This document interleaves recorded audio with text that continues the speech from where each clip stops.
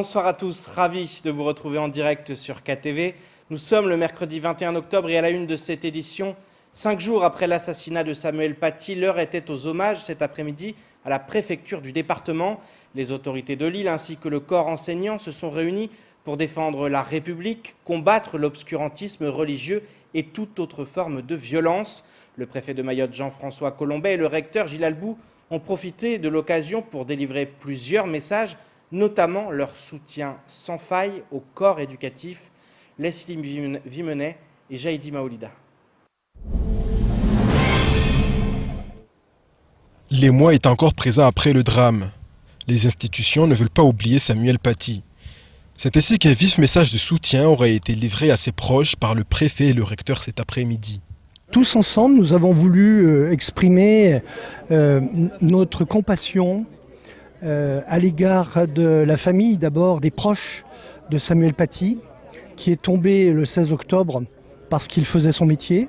Il était important que toutes les composantes de l'État et les élus montrent leur solidarité, montrent leur attachement à la défense des valeurs de la République. Également présent, le président du conseil départemental, les autorités judiciaires et sanitaires ou encore le grand cadi de Mayotte, mais pas que. Le personnel enseignant était aussi sur place et il s'agissait aussi de leur adresser un message. Devant la communauté éducative qui était réunie devant nous, avec leurs représentants, nous avons également voulu leur exprimer notre soutien, notre amitié et leur dire que nous sommes extrêmement vigilants pour qu'ils puissent continuer à faire leur métier avec la liberté, l'indépendance indispensable pour bien faire ce métier. Étant en proie à quelques difficultés de temps à autre, les autorités encouragent également la communauté éducative sur l'île aux Parfums à continuer d'exercer sereinement leur métier.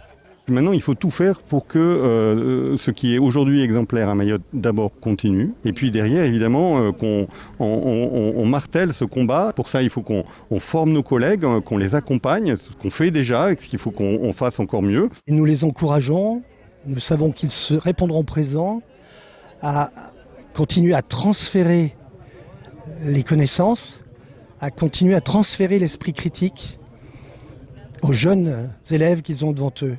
Parce que c'est cela la République, s'émanciper de l'obscurantisme et grandir sereinement aux côtés des autres. Les institutionnels ont réitéré que la religion à Mayotte est complètement assimilée à la République. L'effort collectif devra perdurer afin que ce type d'événement ne se produise pas sur l'île aux Lagons. Et tout autre sujet maintenant, l'association Ameda a été créée par les professionnels de l'automobile à Mayotte pour mettre en place des dispositifs permettant de gérer les déchets des professionnels de l'automobile. Hier, le maire de Mamoudzou recevait dans son bureau le président d'Ameda pour signer la convention d'adhésion au plan VHU Dromcom. C'est la 11e commune de Mayotte qui rejoint ce dispositif national qui permet aux collectivités d'outre-mer de bénéficier de fonds des constructeurs automobiles pour l'élimination des déchets que leur activité a générés. Écoutons plutôt la directrice du cabinet Incidence lors de la matinale de Coessy. Alors les véhicules hors d'usage sont remplis de déchets dangereux, l'huile, l'essence quand il en reste, l'ensemble des fluides, le liquide de refroidissement, le lave-vitre, les fluides frigorigènes de climatisation qui sont hautement polluants pour les sols et pour l'eau. Donc le véhicule hors d'usage est considéré au sens de la réglementation comme un déchet dangereux.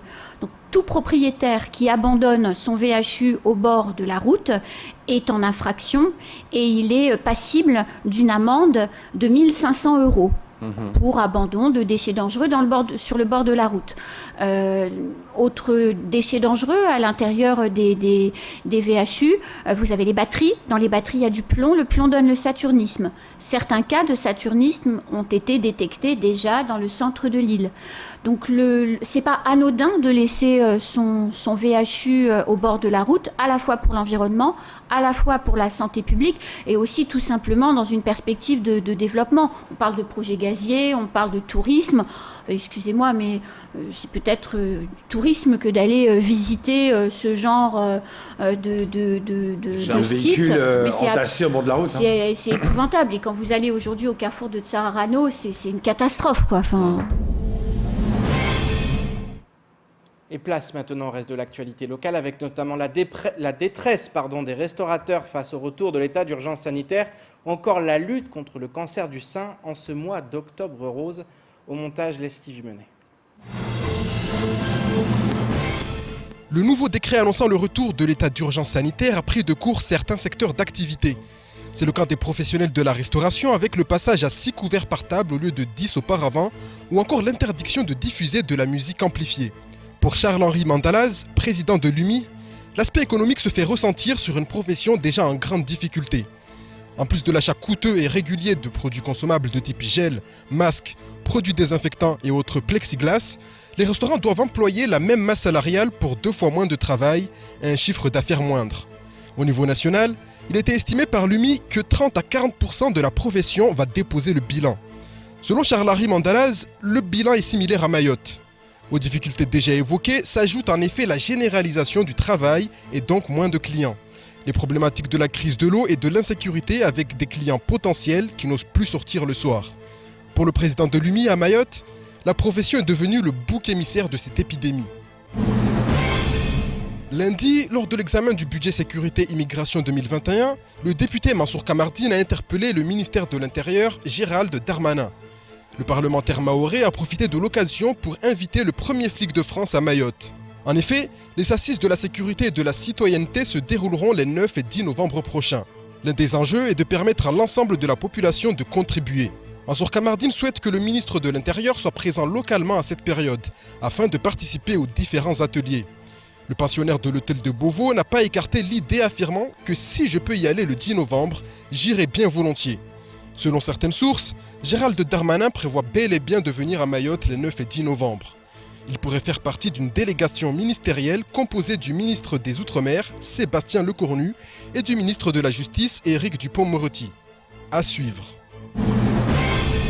Chaque année en octobre, l'association Ruban Rose met la lutte contre le cancer du sein au premier plan.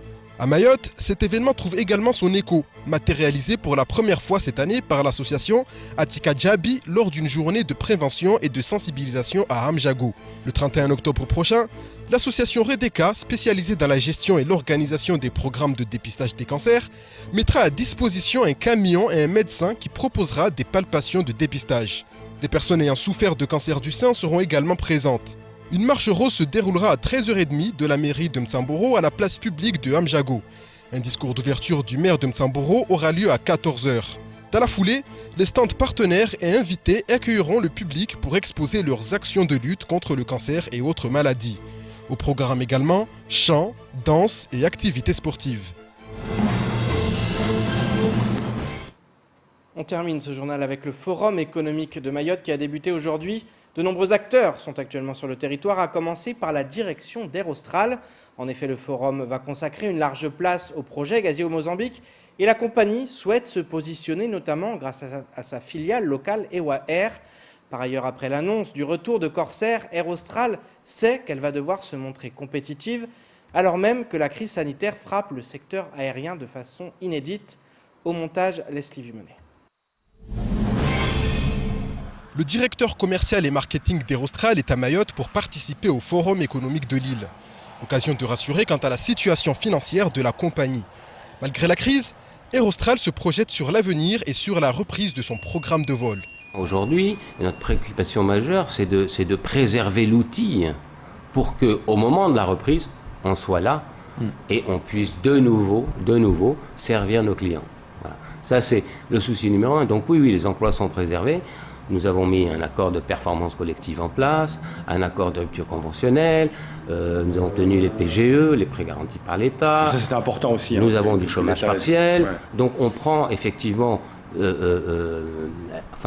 l'avantage de tous les outils qui sont à notre disposition aujourd'hui, mais qui ne seront certainement pas suffisants parce qu'on voit bien que les scénarios sur lesquels ont été bâtis ces outils, aujourd'hui ne se vérifient pas.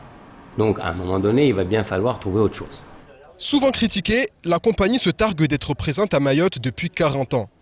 Une longévité et des investissements. L'achat de Boeing 787 a notamment permis d'offrir aux Mahorais un vol direct entre l'île au Lagon et la capitale. On peut tout nous reprocher, Mais les faits parlent d'eux-mêmes, encore une fois. Nous avons fait ce choix qui nous a permis de réduire le temps de voyage des Mahorais et des Mahoraises à 9h45 quand il fallait 16 ou 17h quand on passait par la Réunion. On avait peut-être intérêt encore à continuer à faire passer les gens par la Réunion sur un plan purement, on va dire, de modèle du transport aérien et qui est de nourrir les hubs, etc. On ne l'a pas fait, on a fait un choix inverse pour Mayotte parce qu'on sait que c'est l'avenir. Donc nous, on a une vision, on a une stratégie qui cale à notre vision, dont acte. Voilà. Les autres pouvaient le faire, ils ne l'ont pas fait. Si Air Austral a investi à Mayotte, c'est aussi parce qu'elle croit au potentiel de l'île. Une fois renforcée par le projet gazier au Mozambique, pour lequel la compagnie entend se positionner dès à présent. Si Mayotte s'affirme comme base logistique arrière de ce projet gazier qui va avoir lieu dans le nord du Mozambique, alors à ce moment-là, on va avoir besoin de transport de personnes et de marchandises. Alors bien sûr, il y a le maritime qui va jouer, le port de Mayotte va jouer un grand rôle, bien évidemment, mais il y a aussi le transport de personnel de divers endroits du monde. Les gens vont venir des États-Unis, d'Europe, d'Asie, et il va falloir les acheminer vers Mayotte. Et là, on a un rôle à jouer. On a un rôle à jouer en partenariat avec EWA, puisque nous avons jusqu'à des vols quotidiens. Cet été, il y aura des vols quotidiens entre Mayotte et Paille, comme l'été dernier. Nous pouvons acheminer ces personnes jusqu'à Mayotte, et après, EWA peut les reprendre et les acheminer vers le nord du Mozambique, très probablement Pemba. Air Austral a les pieds à Mayotte et les bras tendus vers le Mozambique. En effet, si l'île devient la base arrière du projet, la part du gâteau à se partager sera très conséquente et ne manquera pas d'attirer les convoitises. Et c'est ainsi que s'achève cette édition. Merci de nous rester fidèles sur KTV. Je vous donne rendez-vous demain dès 19h pour tout connaître de l'actualité locale. Excellente soirée sur Kwesi.